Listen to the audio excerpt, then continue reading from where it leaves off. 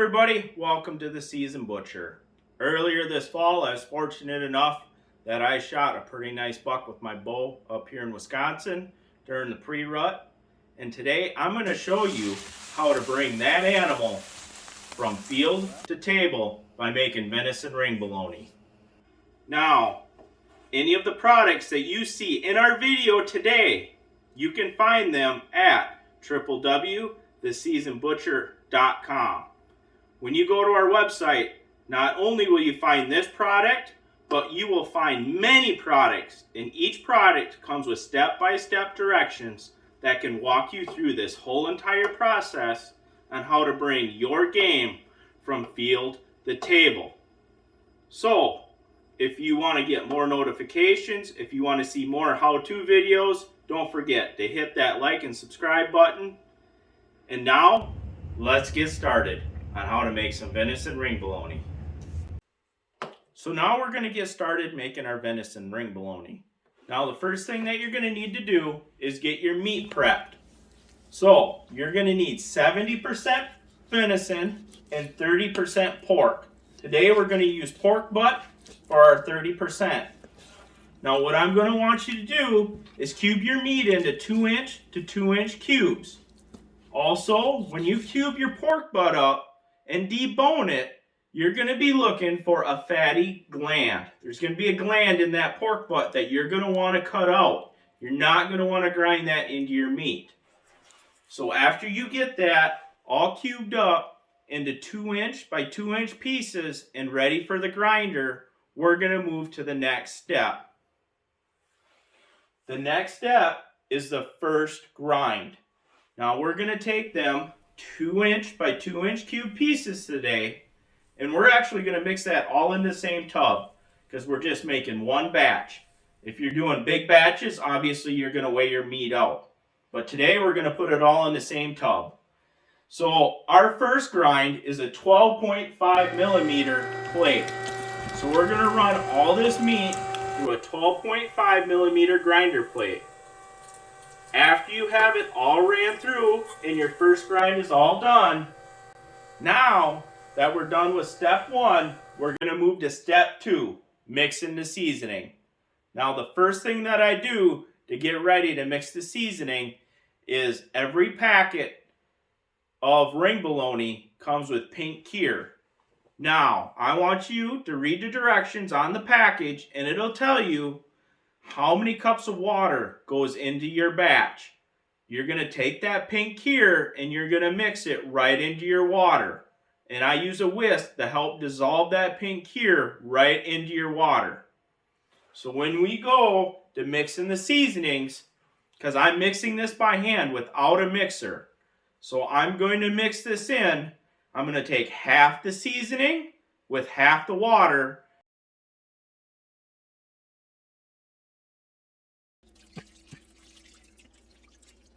Mix it in by hand. After that's good and thoroughly mixed up, then I'm going to add in the other half of seasoning and the other half of the water with the pink cure, and I'm going to mix that up again. Remember, all I'm trying to do by breaking this seasoning up into 2 parts in the water is to make sure that my meat is thoroughly seasoned, that you have thoroughly mixed it up so you don't have any bland spots in your meat. So after you're done mixing in the seasoning, we're going to take our seasoned meat and we're going to run that through a 4.5 millimeter grinder plate. Now after you ran that through the 4.5 millimeter grinder plate,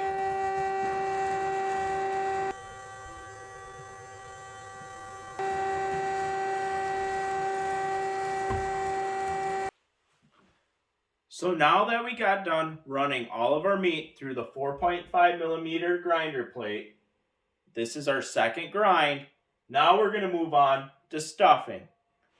Now when making venison ring bologna, I'm using a 43 by 18 Tide collagen smokable casing. It's a smokable collagen casing, but it's not edible. Our ring bologna casings are not edible unless they're all natural. So what you're going to do is you're going to take your casings and you're going to soak them in an ice cream bucket with some water to help soften them up. Now, after you get your casings soaking in the bucket of water, now you can load your stuffer. I'm using a 30-pound limb stuffer today. It actually is an automatic stuffer, so I'm pretty fortunate. I got a little electric foot pedal, so all you got to do is turn the dial, and I can control how fast that meat comes out.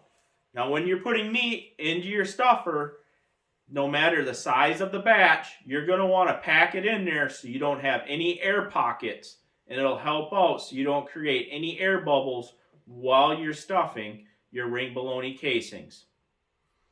Now, when you are stuffing your ring bologna casings, so what you're going to do to tie these ring bolognas is I take the middle of the string in half, double this over, and tie a knot.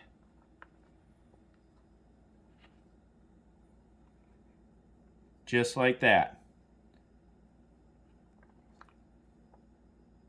And I'll show you when I fill this up why this is important to make it easy. So what I'm going to do is take this casing, slowly slide it onto this horn, all the way to the end, pushing the air out. And then I'm going to feed it and stuff it, pushing all the air out, filling it with sausage, leaving about a hand's width at the end so you can tie. So now I'm going to twist.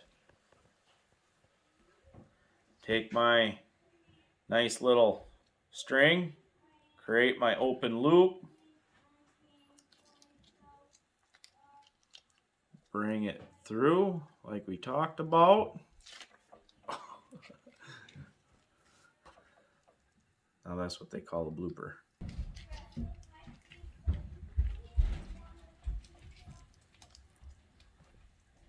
It's home butchery.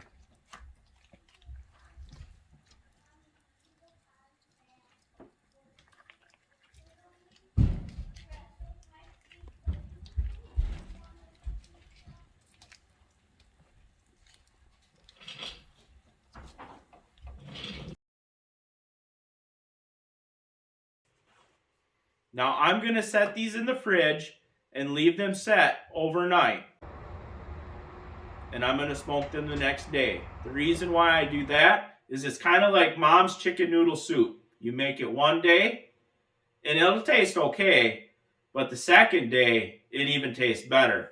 It's no different with your meat.